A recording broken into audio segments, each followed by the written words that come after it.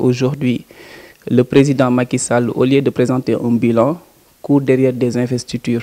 De surcroît, il met de l'argent du peuple, du contribuable sénégalais, pendant que le kilo de riz, le sac de riz grimpe, pendant que le coût de la vie augmente tous les jours.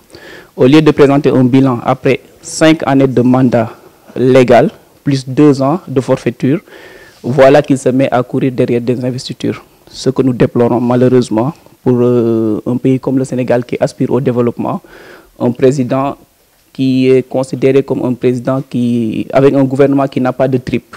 Le gouvernement de Macky Sall n'a pas de tripes, n'a pas ce courage qu'on attendait de lui lors des élections de 2012 qui l'ont amené au pouvoir. Ils n'ont pas de courage parce qu'aujourd'hui, la relation qu'on devrait avoir par rapport à nos partenaires, c'est-à-dire que la relation bilatérale qu'on a avec les autres pays, ce manque de courage montre le fait que aujourd'hui l'économie du Sénégal est extravertie.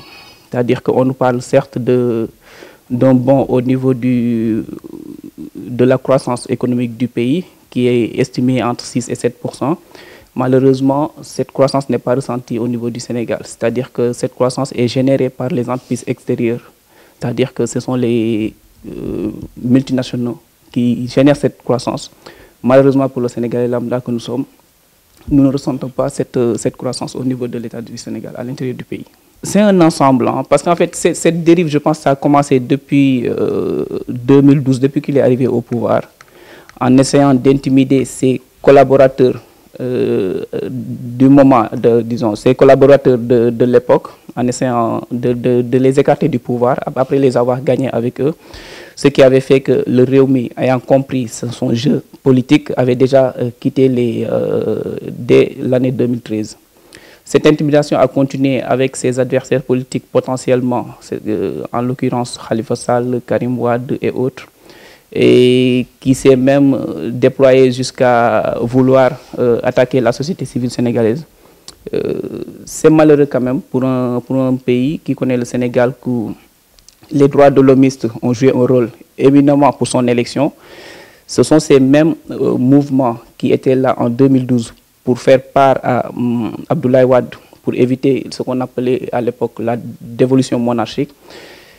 N'eût été ça, Macky Sall ne serait pas au pouvoir aujourd'hui. Donc il aurait pu leur rendre la monnaie de la pièce, comme on dit, plutôt que de s'acharner sur eux pour des futilités, alors que tout le monde sait que ce qu'ils prétendent, ou bien les accusations qu'ils portent à l'endroit de Y'en a marre, ce sont des accusations qui ne peuvent être vérifiées, malheureusement. Ce silence est dû au fait que le président est en train de travailler son programme. Je pense qu'on ne sait cela de redire.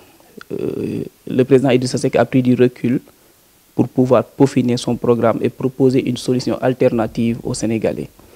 On est arrivé à un stade où le pays demande une rétrospection, une réflexion approfondie pour pouvoir véritablement sortir le Sénégal des rails du développement, pour pouvoir le propulser vers un développement durable.